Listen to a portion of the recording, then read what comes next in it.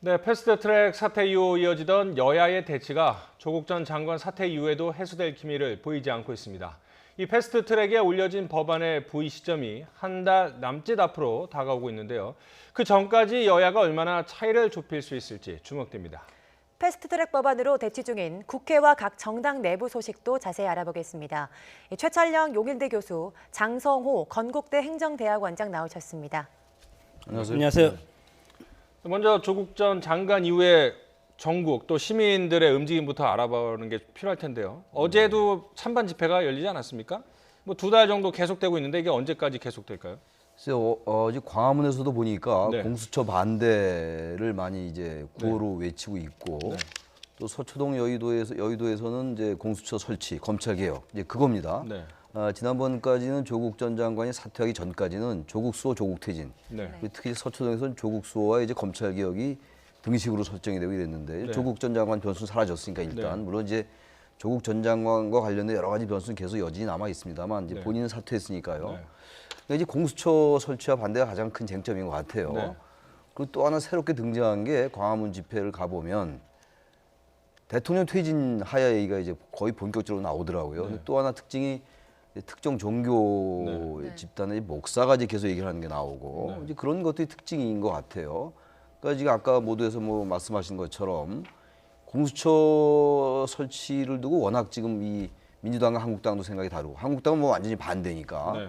뭐 지지자들도 완전히 생각이 바뀌는 것 같아요. 그래서 저는 이 집회가 당장 멈추기 좀 어렵지 않겠는가. 그러나 당장 중요한 거는 이러한 식의 정치적인 양극화, 네. 어떻게 보면 당파적인 양극화라고 볼 수도 있는데 이런 것들 과연 계속 되는 게 맞는 것인지 저는 그래서 결국은 정당이 나설 수밖에 없을 것 같아요. 내년 총선이 다가오기 때문에 정당들은 암묵적으로 지지층 결집을 위해서 이런 것들을 좀 방조하는 그런 게 만약에 있다면 이런 것들은 정당이 나서서 자제를 당부해야 될 것 같은데 일단 당장 14일이 끝날 것 같지는 않습니다. 조심스럽긴 하지만 어쨌든 그 광장 민주주의라고 할 수 있는 것들에 대해서 계속 지속되니까는 약간의 뭐 반감이나 이게 오래되는 것이 긍정적인 측면만 있는 거 아니다. 뭐 이런 자성론 비슷한 것도 나오고 있군요.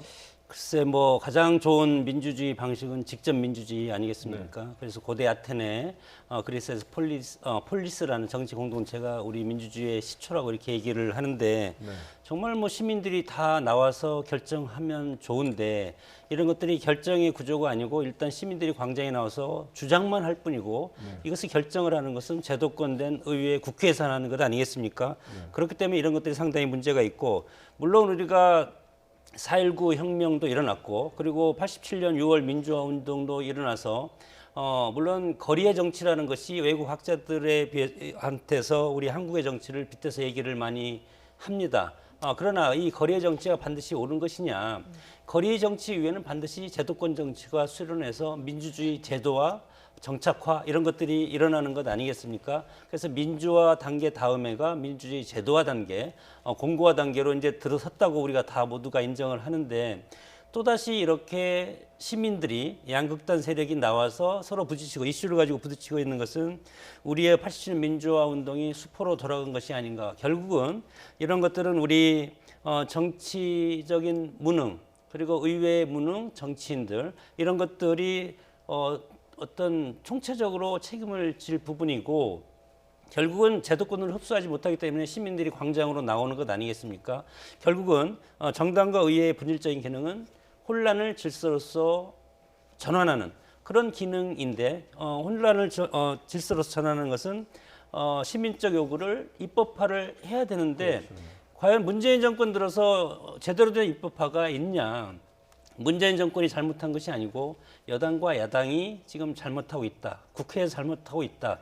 그러면 정당도 마찬가지고 이슈만 제기하고 그 이슈에 따라서 지지층이 결집하고 그리고 그 결집해서 결과가 나온 것은 제도화된 법인데 이런 것들이 하나도 지금 되고 있지 않지 않습니까? 그래서 이제 소위 말해서 공수처를 놓고도 찬반이 지금 엇갈리고 있고 이것을 받아서 각 정당도 같은 어떤 그런 소리를 내고 있기 때문에 우리 어떤 민주주의 그리고 우리 정당 정치 그리고 의회 정치의 위기가 지금의 이런 모습이 있고 이것이 내년 총선과 대선을 앞두고 뭐 방금 교수님께서 정권 퇴진 얘기까지 이제 나온다고 하듯이 점점 더 이 이슈가 위로 올라갈수록 시민들은 계속 밖으로 이렇게 나올 수밖에 없기 때문에 제도권에서 빨리 이런 것들을 수렴을 할 준비가 돼야 되는데 선거가 문제라고 봅니다. 네. 네, 이런 가운데 국회 운영위원회 국정감사에서도 조 전 장관 둘러싼 논란이 이어졌습니다. 결론적으로 인사 실패로 볼 수 있느냐에 대한 질의가 있었는데요. 함께 보시죠. 이번 조국 사태와 관련해서 청와대 인사검증 실패와 그 이후에 약 2달 동안 야기된 국가 위기에 대한 청와대 위기관리 실패에 대해서 지적을 하지 않을 수 없습니다. 비서실장님께서는 어떻게 책임을 통감하십니까? 국민의 다양한 목소리를 정말 엄중한 마음으로 저희들이 들었고 또 받아들이고 있다라는 말씀을 드리고요. 국민들 사이에 또 많은 갈등이 야기된 부분에 대해서도 역시 송구스럽게 생각하고 있습니다. 네, 방금 노영민 비서실장이 송구스럽다라는 발언을 했는데요. 인사 실패에 대해서도 결론적으로는 그렇게 됐다라고 말을 했죠.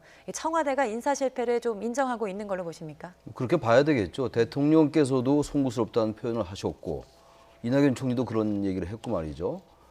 지금 이제 그 청와대 비서실장은 비서실장으로서 네. 이 인사 검증을 잘못한 것에 대한 그 책임이 있는 거죠. 왜냐하면 어쨌든 인사 검증은 청와대 민정수석의 소관이니까 청와대 비서실의 소관이기 때문에 당연히 이제 사과를 한 건데 저는 이 사과를 좀 더 명확하게 했으면 좋겠어요. 이렇게 의원들의 질문에 답변하는 식으로 하지 말고 보다 더 이왕 하려면 국민들에게 분명하고 명백하게 하면 더 좋을 것 같은데 아무튼 간에 결론적으로는 인사검증이 실패됐다, 인사가 잘못됐다라고 인정한 걸로 봐야 될 것 같습니다. 예. 그러니까 이제 사과 방식이 국회에서 의원들의 질의에 대한 답변 형식이 아니라 좀 더 솔직하거나 아니면 직접적으로 했으면 좋겠다 뭐 이런 말씀도 하셨는데 그거와 함께 야당에서 주장하고 있는 책임론에 대해서는 어떻게 보십니까? 어느 정도 지금 실이 지났는데 지금 와서 또 책임을 져야 되는 부분이 있는지 어떻게 보세요? 야당은 국정의 난맥상에 대해서 뭐 누군가는 책임을 져야 된다. 네. 조국 사태와 관련해서는 참 이것이 여러 가지 광범위하게 대통령까지 개입돼 있는 상황 아니겠습니까? 네.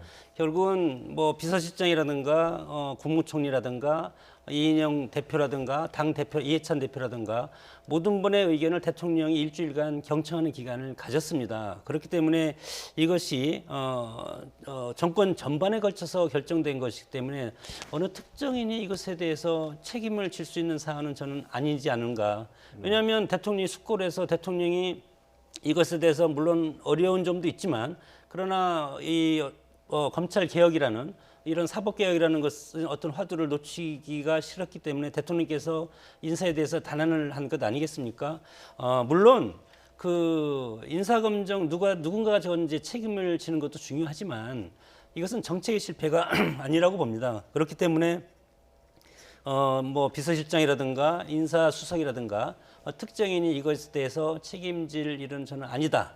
다만 이 기회에 우리가 국회에서 입법을 통해서 인사검증 제도 전반에 걸쳐서 제도적인 문제가 있으면 이런 문제를 해결하고 그리고 여러 가지 그 인사검증 과정에서 국회에서 그런 여러 가지 지금 문제점이 많이 드러나고 있지 않습니까?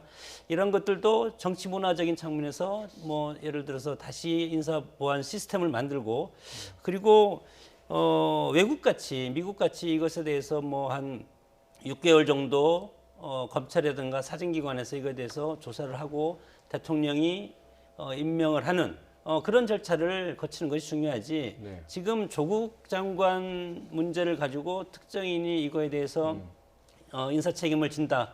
저는 그런 사안이 이미 지났다고 봅니다. 다만 네. 어떤 장관이 정책적 실패를 했을 경우 그럴 경우에는 뭐 당연히 인사권자인 대통령은 그 장관이라든가 그 직을 맡은 장에 대해서 인사 책임을 묻는 것은 당연하다고 보는데 네. 이번 조국 장관 문제는 대통령이 청와대 민정수석까지 시키고 대선 때부터 상당히 사법개혁에 대해서 관심이 많지 않았습니까? 네. 그렇기 때문에 이것은 정권의 문제다. 저는 그렇게 보고 싶습니다. 네, 그런데 이번 국회 운영위원회 국정감사에서는 고성과 삿대질 속에 감사가 중단되기도 했습니다. 화면으로 함께 보시죠. 우리 지금 현재 미사일 체계를 막을 수 있다고요? 막을 수 모든 있습니다. 전문가들 그렇게 우기시지 말고요. 우기시지 말고 우기다니가 뭐예요? 강기장 수석! 우기다가 뭐예요? 우기다가 뭐예요? 우기다가 뭐냐고? 내가 정인이야. 우기다가 뭐예요? 우기다가. 네, 화면으로 보셨다시피 고성과 사태질이 좀 오갔습니다. 강기정 정무수석의 대응이 적절하지 못했다라는 의견도 있지만 야당의 질의 태도를 비판하는 그런 목소리도 있는데요. 우리 네. 국회 상임위에서 항상 이제 그렇게 흔한 것들이에요. 흔한 모습들인데 나경원 원내대표가 지금 우긴다라는 표현을 썼다고 해서 이제 그 강기정 수석이 저렇게 반응을 하는데 네. 저는 저건 적절치 않았다고 봅니다. 네. 왜냐하면 지금 우기다는 표현이 조금 과하다고 느껴질 수 있으나 지금 청와대의 지금 수석인데 정무수석이잖아요. 강기정 수석이. 정무수석은 여당과 야당 간의 가교 역할을 하는 역할을 해야 돼요. 그리고 더군다나 지금 이제 조국 정국 지나고 나서 특히 내년 총선 앞두고 모든 사안에서 지금 대립적이거든요. 대치하고 있고 말이죠.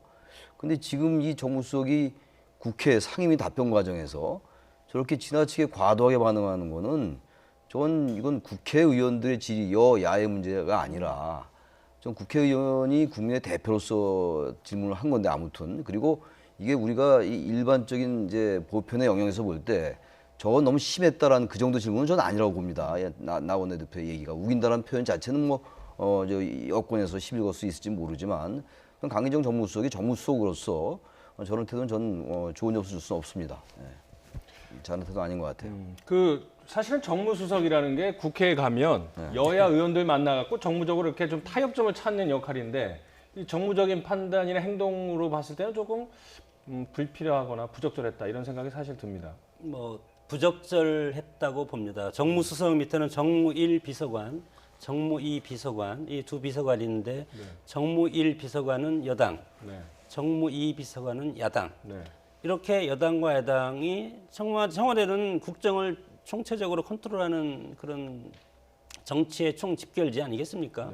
거기에서 정무수석이라는 것은 여당과 야당을 오가면서 대통령의 의중도 정언하고 그리고 여당과 야당이 어떤 갈등을 조율하는 그리고 의제를 조율하는 그런 아주 중요한 그런 직이고 참모입니다. 대통령이 아니고 참모기 때문에 참모는 숨어 지내야 되고 나타나면 안 되고 비서실장도 마찬가지 아니겠습니까? 보이지 않는 곳에서 얘기하고 갑자기 드러나서 저렇게 하면 대통령이 어떻게 되겠습니까? 참모는 대통령 뒤에 숨어서 일하는 것이지 국민 앞에 그리고 국감이라는 것은 국민의 대표기관, 국민들한테 청와대가 검증을 받는 것 아니겠습니까? 나경원 의원이 어떤 원내대표 이런 의원 개인적인 자리가 아니고 국민들이 보고 있는 국민의 대표기관으로서 가서 청와대 국정감사는 엄중한 자리인데 거기에다가 정무수석이라는 것은 여당과 야당 그리고 청와대를 가교 역할을 하는 아주 중요한 그런 포스트인데 그런 분이 저렇게 했다는 것은 상당히 부적절하고 저런 인상이 오늘의 대통령 그리고 청와대의 위치를 가늠하게 하는 그런 오해를 살 가능성이 상당히 크기 때문에 어제의 저 화면은 상당히 청와대 대통령한테 많이 누가되는 그런 모습이었다고 봅니다. 여야는 공수처 설치를 두고도 여전히 의견 차이를 좀 좁히지 못하고 있습니다. 일단 12월 3일이죠. 문희상 국회의장이 법안을 부의하겠다고 밝혔습니다만 한국당은 물론 다른 야당들도 조금씩 좀 다른 목소리를 내고 있는 상황인데요. 이런 공수처 설치를 포함한 사법개혁 법안이 그때까지 좀 접점을 찾을 수 있을 걸로 보십니까? 글쎄요. 지금 워낙 공수처에 대한 의견이 다르기 때문에 제가 아까도 말씀드린 것처럼 자유한국당은 공수처 설치 자체를 반대하고 있거든요. 네. 그리고 이제 한국민주당도 안이 있고 백혜련 의원이 낸 안이 있어요. 다들 아시겠습니다만. 또 바른미래당의 권은희 의원이 낸 안이 있고 또 한국당에서도 또 나름 또 기본적으로 당론은 반대하고 있습니다만 권성동 의원의 또 안도 있어요. 그러니까 공수처 설치에 있어서 가장 중요한 게 이제 공수처장을 어떻게 임명하냐 문제고 또 하나 문제가 이제 수사권과 기소권을 같이 가는 게 맞는 거냐. 검찰개혁의 지금 큰 방향은 기본적으로 수사권과 기소권을 분리하는 건데 고위공직자범죄수사처 이른바 이제 공수처는 왜 수사권과 기소권이 같이 가느냐라는 게 한국당의 주장이거든요. 게다가 지금 이제 선거제 개혁도 있고 예산안 통과도 있어요. 그러니까 선거제 개혁은 11월 27일 날 부의 날짜예요, 지금. 그리고 이 검찰 개혁 관련된 거, 공수처 설치도 검찰 개혁에 관련된 법안이니까 이 법안은 12월 3일 날로 이제 부의하기로 결정이 됐어요, 지금. 그러니까 11월 27일 그리고 12월 2일 날 예산, 12월 3일이 이 공수처법 등 이 검찰개혁안, 그러니까 형사소송법 개정안, 검찰청법 개정안 등이에요. 그러니까 이런 것들이 어쨌든 같이 갈 수밖에 없을 것 같은데 질문의 요지는 과연 이 공수처에 관련된 게 여야가 네. 그때까지 어느 정도 합의점을 모색해 갈 수 있을 것인가 그 질문이었죠. 그렇죠. 네. 쉽지 않을 것 같아요. 근데 어쨌든 쉽지 않으면은 다른 것과 만약에 연계된다면 선거제 개혁 문제라든지 예산안과 연계된다면 다 또 통과 안 시킬 수도 없는 노릇이거든요. 그래서 걱정되는 게 아직 시간 좀 있습니다만 공수처에 대한 여야 특히 제1야당과 민주당과의 생각이 워낙 다르기 때문에 국회가 또다시 그렇게 되지 않았어야 되겠습니다만 지난번 4월 패스트 전국 때처럼 또 그런 또 이 충돌이 있을까 대단히 우려스러워요. 어쨌든 여야가 지금 마지막 국회, 마지막 정기국회고 지금 20대 국회가 역대 어느 국회보다도 이 법률안 이 처리도 낮고 말이죠. 평가가 좋지 않아요. 그러니까 마지막이라도 물론 내년 총선이 있습니다만 여야가 정치력을 잘 발휘해서 아까 같은 그런 모습 보이지 말고 청와대도 더 여야의 소통에 좀 나서고 말이죠. 그렇게 해서 뭔가 합의점을 모색해 나가야죠. 언제까지 저렇게 국민들 광화문하고 저 여기도 이렇게 싸우게 만들 겁니까? 네. 저는 그래서 기대 섞인 좀 희망을 해봅니다. 지금 이제 국회 상황 보면은 여야 관계나 또는 그 법안을 통과시키기에는 이제 과반의 찬성이 필요한데 지금 이제 과반을 갖고 있는 당이 없다 보니까 특히 여당 입장에서는 다른 야당의 도움이 필요하지 않겠습니까? 그러다 보니까 그 검찰개혁법, 사법개혁법안과 선거법이 연계가 안 될래 안 될 수가 없는데 이런 과정에서 이제 심상정 정의당 대표가 어떻게 보면 대표적으로 문매를 맞을 각오를 하고 의원 정수 확대 문제를 거론을 계속 하고 있습니다. 먼저 심상정 대표의 녹취 한번 들어보고 이야기 한번 이어가도록 하죠. 지난 1월 여야 5당, 자유한국당 나경원 대표까지 함께 합의했던 현행 300석에서 10% 범위 내에서 확대하는 그런 합의가 이루어진다면 이제 저는 궁금한 게 의원 정수를 확대할 필요성이 있는 건지 아니면 기술적인 논의 때문에 확대를 지금 논의하고 있는지 이게 첫 번째 질문이고 두 번째는 왜 그렇다면 심상정 정의당 대표가 왜 가장 앞서서 이런 이야기를 하고 있는지 두 가지가 좀 궁금한데요. 뭐 그 두 번째 것부터 네. 이제 말씀을 드리면 이제 연동형 비례대표제를 하면 가장 수혜를 많이 얻는 정당이 정의당입니다. 네. 그렇기 때문에 정의당은 물론 선거법과 이제 연계하고 그리고 공수처법과 하면서 여야 사당이지 않습니까? 여기 한국당은 공수처라든가 연동형 비례대표 자체를 이제는 이제 반대 당론으로 일단 정했기 때문에 네. 한국당은 제외하고 여야 사당이 이거에 대해서 찬성을 해야 되는데 결국은 뭐 연동형이 아니고 이제 준연동형 비례대죠. 준연동형 비례제를 적용할 때 물론 정의당이 6석에서 16석까지 이제 늘어나고 그리고 지금 심상정 대표 같은 경우는 정말 총선하면 뭐 교섭단체까지 우리가 가져올 수 있다. 네. 이렇게 큰 포부를 가지고 있지 않습니까? 네. 그런데 이렇게 되면은 현행 253석의 지역구가 225곳으로 이렇게 네. 줄어들기 때문에 지금 의석 감소가 28석입니다. 네. 특히 이제 호남이 6석, 서울이 뭐 7석, 전국적으로 의석 감소가 상당히 이제 28석까지 이제 이루어지기 때문에 과연 이것을 국회에서 의원들이 자유당론으로 자유투표를 했을 때 찬성을 해주겠냐. 그렇기 때문에 이제 나타난 것이 28석이니까 10% 하면은 28석입니다. 네. 그래서 이 28석을 그대로 지키면서 연동형 비례대표제를 통과시킬 수 있는 그리고 공수처라든가 이런까지 검찰개혁안까지 다 통과할 수 있는 무한이 10%입니다. 10%가 지금 우리 국회의원 현역 총 의석이 297석이니까 여기에서 10%면 28석 정도 딱 되거든요. 그래서 심상정 의원이 저렇게 교섭단체 대표 연설에서 저렇게 얘기하는 것도 일리는 있지만 국민들이 지금 국회에서 지금 문재인 정부 들어서 입법화된 것이 거의 없습니다. 물론 뭐 있지만 정치 개혁과 관련돼서 거의 없기 때문에 국회에 대한 국민들의 신임, 국회 무인론까지 지금 등장하고 있지 않습니까? 이런 상황에서 과연 30명, 지금 현역 300인데 330명까지 늘리는 것을 국민들이 과연 이것에 대해서 용인해 줄 것인가? 네. 그런 차원에서 보면은 물론 뭐 여야가 지난해 12월 15일 날 여야 5당 원내대표 간의 합의는 있었습니다. 여기에서 민주당은 10% 이내 의원 정수를 확대 등으로 표시했고 나경원 원내대표는 10% 이내 확대 여부 등 이렇게 해서 10%로 생각할 수도 있다. 또 그 확대 여부를 고려할 수도 있다. 이것이 검토를 한다는 것이지 확답을 낸 것은 아니지 않습니까? 이런 상황에서 지금 나경원 대표하고 심상정 대표가 이거에 대해서 지금 서로 이제 충돌을 하고 있는데 그런 측면에서 심상정 대표의 10% 것은 아까 얘기했던 의석수 감소 28명을 겨냥해서 이것을 국회에서 통과시킬 수 있는 그런 가중치를 얘기한 거라고 봅니다. 근데 제가 말씀드리고 싶은 게 네.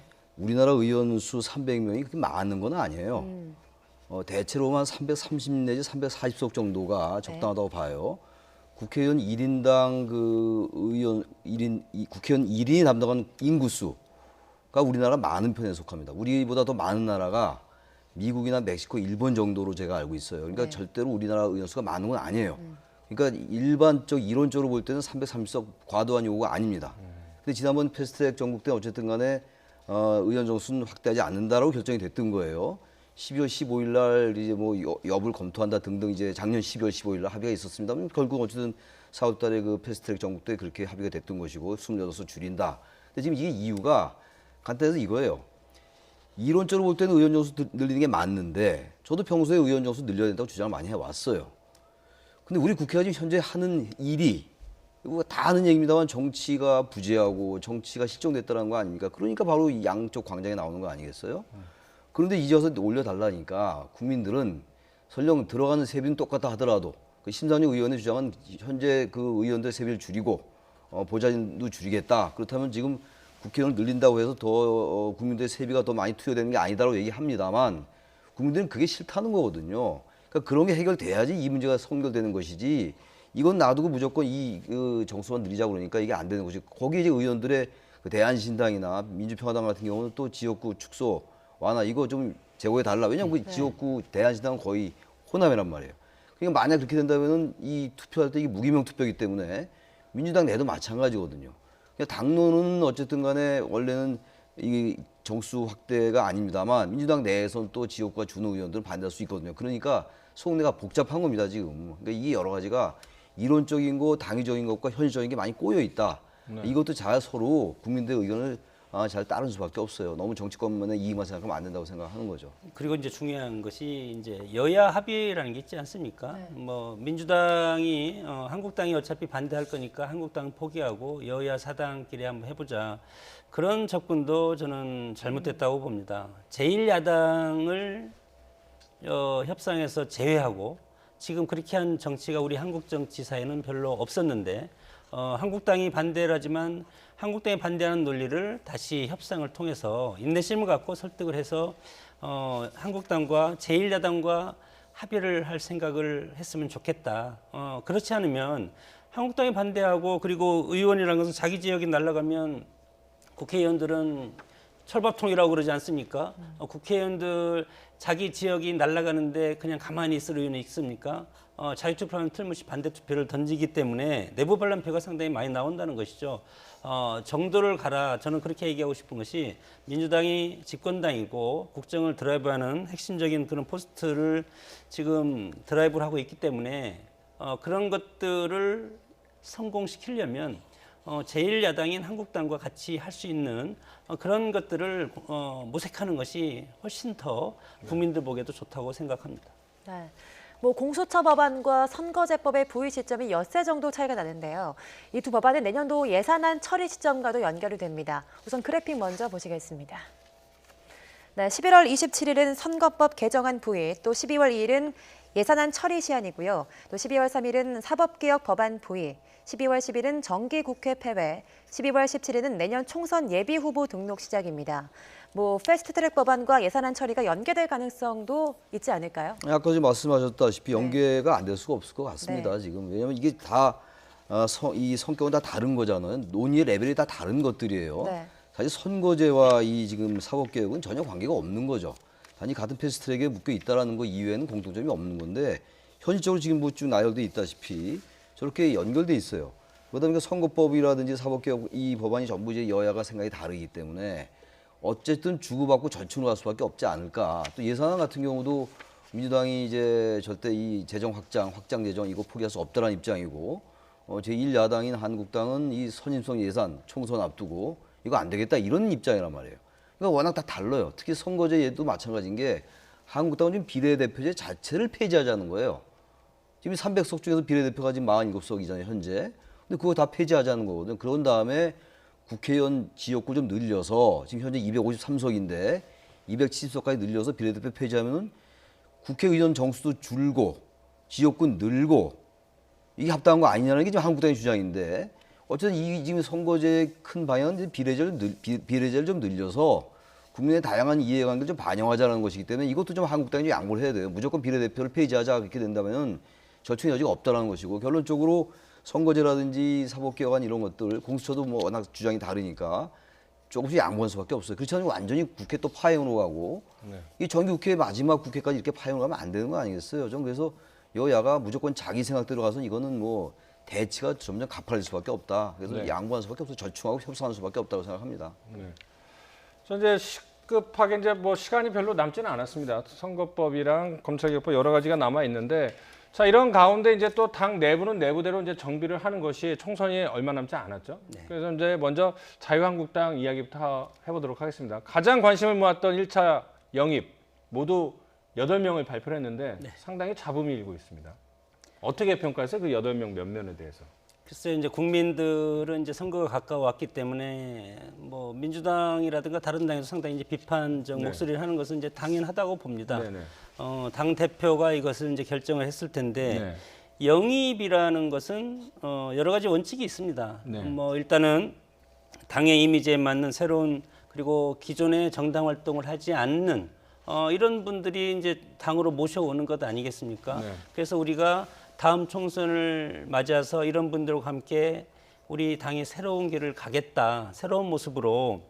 그래서 뭐 직능 대표성이라든가 통합적 인사라든가 그리고 여러 가지 각기에서 업적이 뛰어난 사람들을 일단 영입 대상으로 이제 이렇게 하는 건데 지금 뭐 야당이라든가 국민들이 이제 약간 비판하는 것은 문재인 정권이 출범하고 나서 박찬주 대장 같은 경우는 이제 본인은 뭐 내일 기자회견을 통해서 그것에 대해서 이제 반박을 할 거라고 보는데 그런 문제점이 있는 사람을 왜 영입 1순위로 하냐 뭐 이런 이제 비판이 있는 것 같고 근데 어차피 영입이라는 것은 결국은 당에서 영입해서 당에서 국민들한테 심판을 받는 거기 때문에 오히려 외부에서 이렇게 다른 당에서 이렇게 이제 왈가왈가 비판할 뭐 소지는 아니라고 봅니다.